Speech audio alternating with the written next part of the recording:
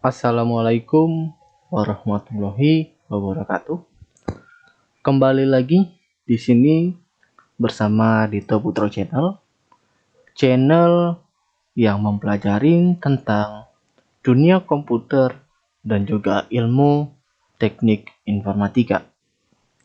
Sebelum dimulai, mari silahkan ditekan tombol subscribe-nya agar sama-sama kita membangun channel ini, dan juga ditekan tombol loncengnya agar tidak ketinggalan terkait dengan video-video ataupun informasi-informasi yang berkaitan dengan dunia komputer dan juga ilmu teknik informatika.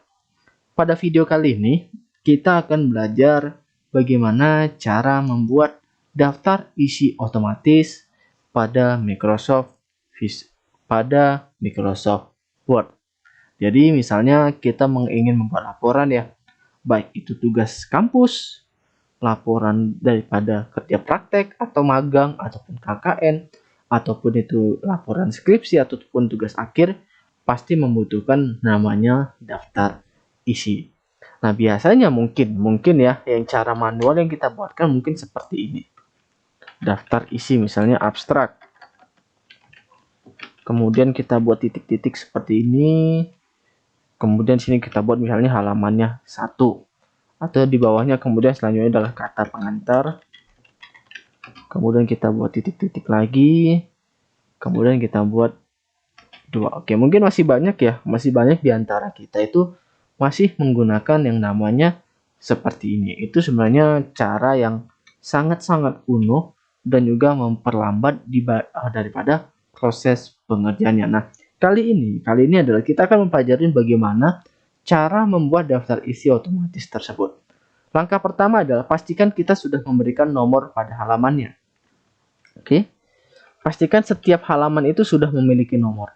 Jadi agar nanti ketika kita membuat daftar isinya, nomornya itu bisa terbaca. Nah, seperti ini abstrak itu halaman pertama, kata pengantar itu halaman kedua, daftar isi itu halaman ketiga, daftar tabel halaman keempat, daftar gambar 5, kemudian pendahuluan, bab 1 pendahuluan itu di halaman 6, kemudian di latar belakang masalah itu juga di halaman 6. Oke, pastikan ya terlebih dahulu ini yang namanya subbabnya, ini judul ataupun subbabnya, sudah pastikan ini sudah harus memiliki halaman. Nah, pertanyaannya adalah bagaimana cara kita untuk membuatnya, bagaimana cara kita untuk memulainya, membuat daripada daftar isi otomatis. Nah, untuk penggunaannya nanti kita akan menggunakan fungsi daripada heading.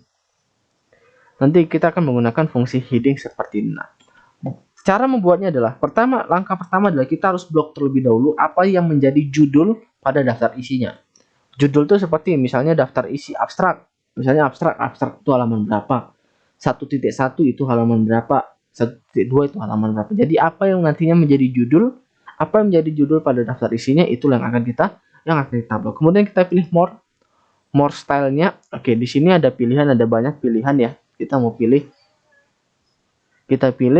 nah ya biasanya yang kita gunakan itu adalah heading 1, heading 3 ini bisa kita tambahkan, nanti ini kita bisa tambahkan untuk headingnya. Oke, jadi di sini kita gunakan biasanya 2. Jadi penggunaannya adalah kita blok terlebih dahulu. Oke, kita gunakan yang ini, tetapi jangan diklik. Kalau ini kita klik, kalau yang headingnya ini kita klik, nanti dia otomatis dia akan mengikuti daripada aturan yang, atau mengikuti daripada style yang sudah ditentukan oleh ini. Nah, jadi pertanyaannya adalah bagaimana cara kita membuatnya? Oke, cara membuatnya adalah kita blok dia terlebih dahulu. Kemudian ini heading 1, ini heading 2, ini heading 3. Oke, cara membuatnya adalah klik kanan. Sudah? Klik kanan, kemudian di sini kita pilih yang update. Kemudian kita pilih di sini adalah update-nya. Oke, di sini kita pilih adalah update. Jadi sekali lagi, klik kanan, kemudian update heading 1 to match selection. Nah, berarti ini, atau untuk ngeceknya kita tekan Ctrl F. Kemudian kita pilih adalah heading. Kita pilih di sini adalah tekan Ctrl plus F. Kemudian kita pilih nanti yang heading. Ini tuh melihat apakah ini sudah masuk atau belum. Oke ya, kita masih tetap seperti itu. Nah, kemudian selanjutnya itu judul yang kedua. Oke, ini judul yang kedua. Judul yang kedua berarti tidak usah kita klik kanan lagi di sini, tapi cukup langsung kita klik yang ini. dia akan mengikuti daripada bentuk yang ini. Dia akan mengikuti daripada bentuk yang ini. Kemudian selanjutnya yang ini juga sama, daftar isi kita blok. Kemudian kita gunakan heading juga. Oke, kemudian ini juga kita blok. Kemudian kita gunakan heading 1. Ini sebagai judul besar. Sudah? Ini sebagai judul besar. Kemudian daftar gambar juga sama, ini juga kita blok. Ini juga kita blok. Kemudian yang terakhir ini adalah bab 1 pendahuluan. Ini juga kita blok ya. Ini juga kita blok. Ini bab 1, kemudian di sini kita lihat lagi mana sebagai judul besarnya. Mana sebagai judul besarnya, ini dia sebagai bab 2-nya. Atau sebelum kita masuk ke situ, kita bisa langsung buat seperti ini.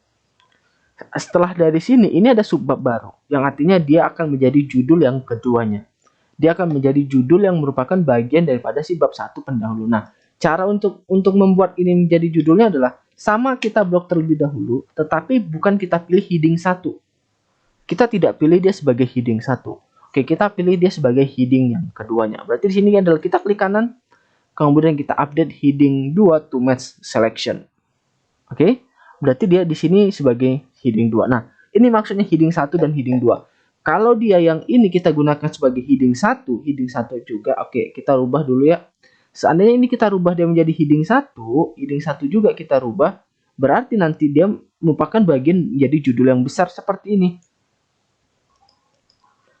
Oke, seandainya kita blok ya, ini kita blok, kita jadikan dia heading 1. Kita jadikan heading 1, nah dia di sini akan menjadi judul besar. Padahal latar belakang masalah ini merupakan bagian daripada pendahuluan. Berarti di sini kita gunakan dia bukan sebagai heading 1, tetapi dia heading 2. Update heading 2 to match selection. Oke. Begitu juga yang di bawahnya. Ini 1.1. 1.2 di sini perumusan masalah. Oke, juga sama ya. Perumusan masalahnya juga sama kita buat. Tinggal kita pilih adalah heading 2-nya saja. Oke. Langsung kita buat heading 2 perumusan masalah. Kemudian batasan masalah juga kita buat, kita blok, kemudian tinggal kita klik saja. Kemudian tujuan dan manfaat. Oke, tujuan dan manfaat ini kita blok heading 2. Nah, yang ini tujuan dan penelitian ini kan merupakan bagian daripada yang ini. Berarti ini kita blok, ini kita pilih dia sebagai heading 3. Update heading 3 to match selection. Oke, sudah terpilih dia sebagai heading 3, kemudian ini juga sama, ini sebagai heading 3-nya. Ini sebagai heading 3-nya. Oke, ini belum. Oke, ini sudah kita pilih sebagai heading 3-nya, kemudian yang ini juga sama. Kita pilih sebagai heading 3-nya. Sebagai heading 3-nya.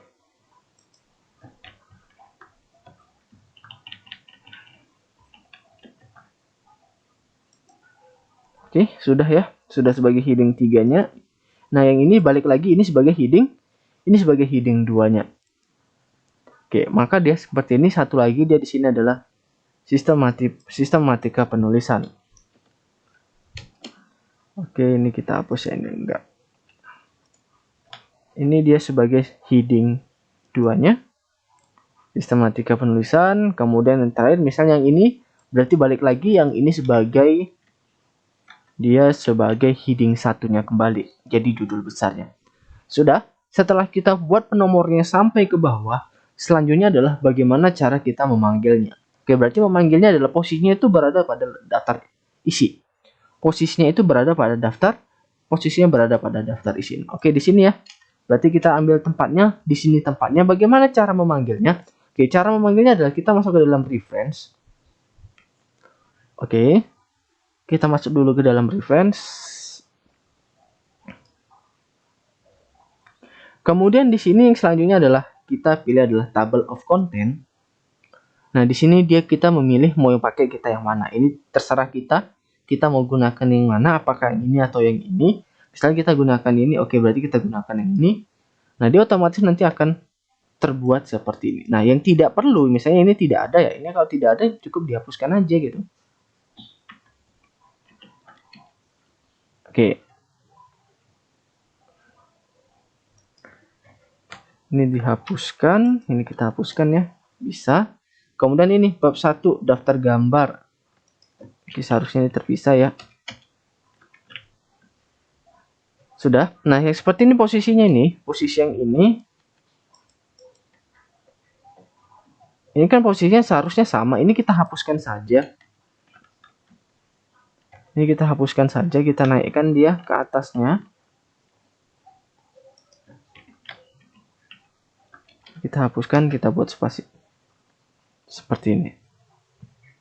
Oke, ini kita sudah, kemudian tinggal kita rubahkan saja. Ini kita hapus ya.